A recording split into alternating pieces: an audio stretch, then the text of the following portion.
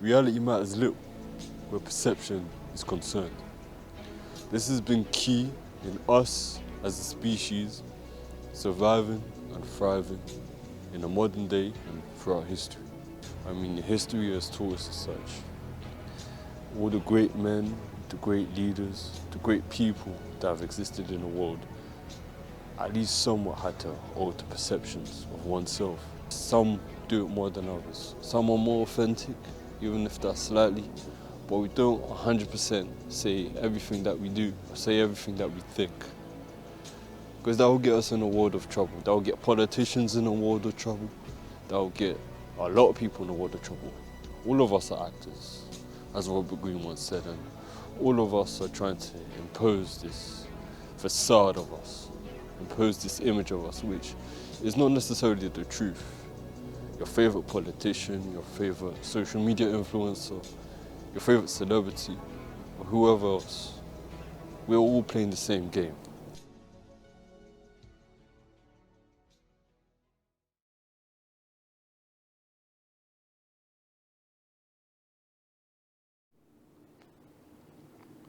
Perception matters more than reality.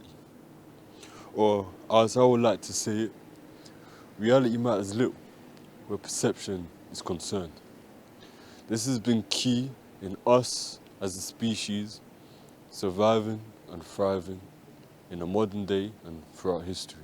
From adolescence, we are taught what to and what not to say, do, think and feel in order to kind of gain social capital and social gratification. Our innocence and our authenticity is stripped away from us for a less primal, animalistic version of ourselves. We realize that we have to upkeep these appearances for the sake of social gratification and approval.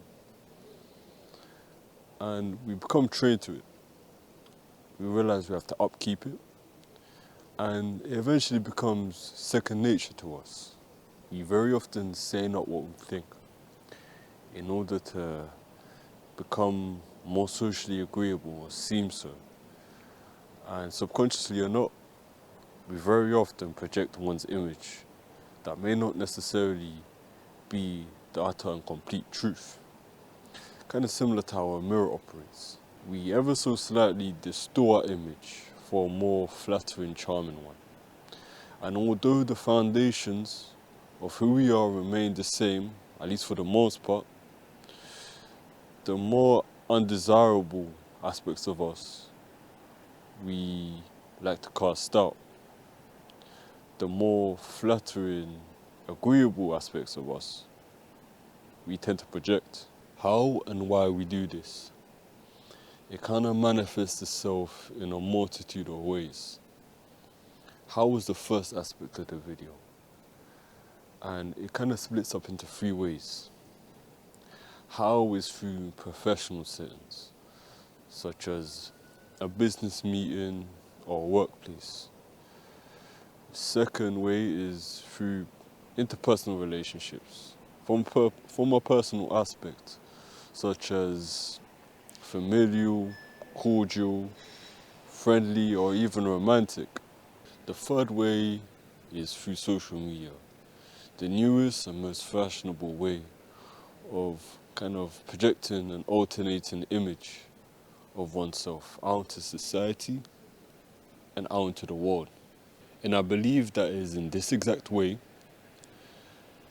that people have been encouraged and it has been sensationalized that we have to alternate one's perception and become somewhat different to who we may truly be in reality in order to assimilate into society.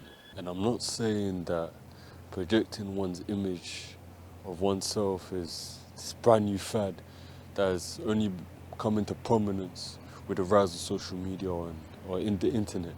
I'm not saying that. What I'm trying to say is that it's made people become more fixated on the fact that it is absolutely necessary in order to do this to attain some sort of power, control or success in the world. I mean, if anything, is become more prominent the more we have advanced as a species and the more we have evolved. I mean, history has taught us as such. All the great men, the great leaders, the great people that have existed in the world, at least somewhat had to alter perceptions of oneself. As we can see from what the 16th century political diplomat and strategist Niccolo Machiavelli has said in his excerpt of The Prince. He has said this: mankind in general judge by what they see and hear, then by what they feel. Everyone being capable of the former, but few of the latter. Everyone sees what you seem to be, but few really feel who you truly are. What we can infer from this is the fact that many of the historical figures that we came to know and love, or know and despise rather, realized that they had to alter the perceptions of oneself in order to kind of attain power or gain control over their respective times and respective cultures in order to thrive and survive. There was a different version of what Machiavelli has said that I remembered off by heart because I found it a lot more poignant. And he said that men judge more by the eye than by the hand, as everybody sees who you appear to be, but few see who you truly are. But either way, what he's trying to kind of infer to the audience is that men are more inclined to make judgments and make decisions based off of what people see from that person, what they see from that person, how they project themselves, how they are in society, as opposed to the uncertain truth that that certain individual may have shrouded away from society. And this leads us to the second part of the video, which is why do people project and alter the perception of oneself out into the world and out into society or wherever else? Through manipulating perceptions, they kind of aspire to attain power and control, specifically through maybe social capital, climbing the corporate ladder, or kind of climbing the social hierarchy as well. And that's what we see very often in professional settings, as I mentioned prior, through business meetings and the workplace and, as I said, professional settings. For instance, look at politicians. Look at all the politicians that have existed in the past or continue to exist now. I mean, look how politics work. Look how politicians operate. You think that they would be in the position that they are now, or they have been in the past, referring to prior politicians, if they haven't manipulated perceptions, at least to some extent. Musicians need to do it, celebrities need to do it. That's where they have PR teams. If you think about it in this aspect, it begins to make a lot more sense. Others may want to attain love, respect, admiration, as I mentioned prior, such as, in aspects of family, in aspects of friendships, and, with romantic partners that they may want to kind of pursue. And that wouldn't be possible without kind of falsifying one's perception of self. And recently there's been a method that has kind of come into prominence, which is social media and internet, as I mentioned prior, which is, if you think about it in this way, all-encompassing when it comes to, in regards to creating, or the purpose of creating one's image of oneself in a kind of more socially agreeable manner, right? You think about social media and the internet and you think, you can attain love, admiration, respect from it. But simultaneously, you gain power, you gain control, autonomy, not only over your life, but over others as well. I mean, look how many people in social media and the internet, since its rise to prominence, that has simultaneously garnered attention and love from millions across the world, but at the same time gained resources, power, respect as well. And if you look at it this way, is it begins to kind of make sense why people have become so obsessed, so fixated on altering and creating a false image of oneself and projecting it onto the world.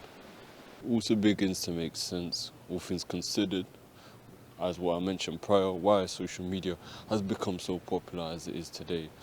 For the Insta models, the self-improvement gurus, the fitness influencers, or the IRL streamers, it starts to begin to make sense why it's become so prominent in today's day and age. The fact that so many of these influencers and these figures that have become so prominent in kind of the internet space has been outed for being grifters, shills, drifters, whatever else you want to call them, it begins to make sense and put things together, and only further validates my point on the fact that we are inclined by nature and through conditioning to manipulate perceptions of oneself, whether that's through professional settings, interpersonal settings, or through the internet. Always keep in mind that we have been granted the ability for self-awareness and deception, and as a result we use that in order to manipulate perceptions of oneself through multiple means, primarily through power and control, but also to attain love and respect. And we have this self-awareness and we use it to our advantage, and that's just the game.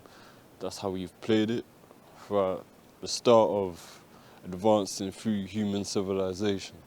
All of us are actors, as Robert Greene once said, and all of us are trying to impose this facade of us, impose this image of us, which is not necessarily the truth. Your favorite politician, your favorite social media influencer, your favorite celebrity, or whoever else, we're all playing the same game. Some do it more than others. Some are more authentic, even if that's slightly, but we don't 100% say everything that we do or say everything that we think. Because that will get us in a world of trouble. That will get politicians in a world of trouble.